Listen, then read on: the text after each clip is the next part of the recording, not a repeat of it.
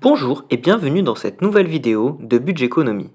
Aujourd'hui, je vais vous présenter mon avis sur la plateforme d'investissement Brix.co. Créée en 2020, Brix.co est une plateforme de financement participatif immobilier permettant d'investir dans l'achat d'immobilier fractionné en briques. Ces briques ont une valeur unitaire de 10 euros. La plateforme sélectionne des immeubles de rapport pour leur potentiel locatif et propose aux investisseurs de financer tout ou partie de l'acquisition sur sa plateforme en ligne. À l'issue de la collecte, Brix acquiert les immeubles en son nom propre via sa foncière immobilière Brix Gestion. En complément du financement participatif, certains immeubles sont partiellement financés par le crédit bancaire porté par la société. Cela permet aux investisseurs de profiter de l'effet de levier de la dette. Contrairement à l'investissement immobilier traditionnel, Brix.co n'offre pas la possibilité aux investisseurs de devenir propriétaires d'un bien immobilier. Brix reste donc l'unique propriétaire des biens financés sur sa plateforme.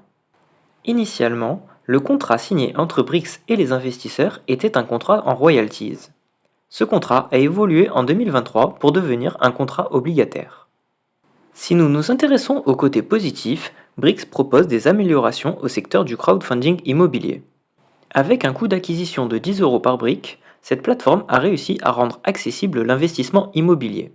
Cela permet aussi aux investisseurs de se diversifier sur un grand nombre de projets.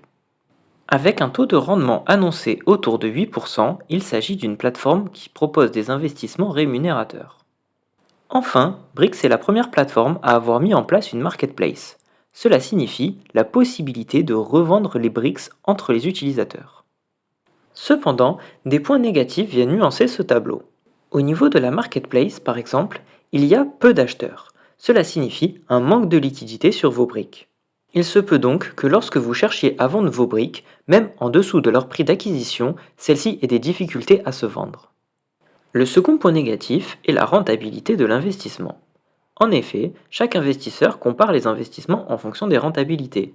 Cependant, dans le cas de Brix, la rentabilité annoncée peut être supérieure à la rentabilité réellement obtenue. Après avoir utilisé la plateforme durant 18 mois, j'ai décidé d'abandonner son utilisation. En effet, la rentabilité réelle des projets sur lesquels j'ai investi était inférieure à la rentabilité annoncée, suite à des impayés, des retards dans le processus d'achat ou autres. Lorsque j'ai décidé de vendre mes briques, je me suis rendu compte du manque de liquidité sur la marketplace. Le rendement total sur les 18 mois a été quasiment nul, entre le peu de loyers perçus et la revente des briques qui a été difficile. Si vous souhaitez investir dans l'immobilier avec un petit budget, je vous conseille d'utiliser la plateforme La Première Brique. Contrairement à Brix.co, il ne s'agit pas d'investissement dans l'immobilier locatif, mais d'opérations de marchand de biens. Les rendements sont donc plus intéressants, autour de 11% contre 8% pour Brix.co.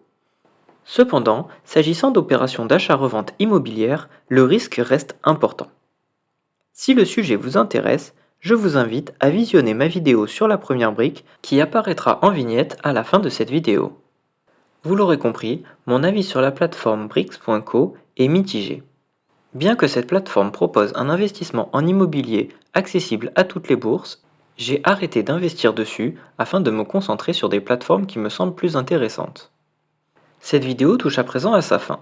Si celle-ci vous a plu, je vous invite à mettre un pouce en l'air et à vous abonner à la chaîne YouTube.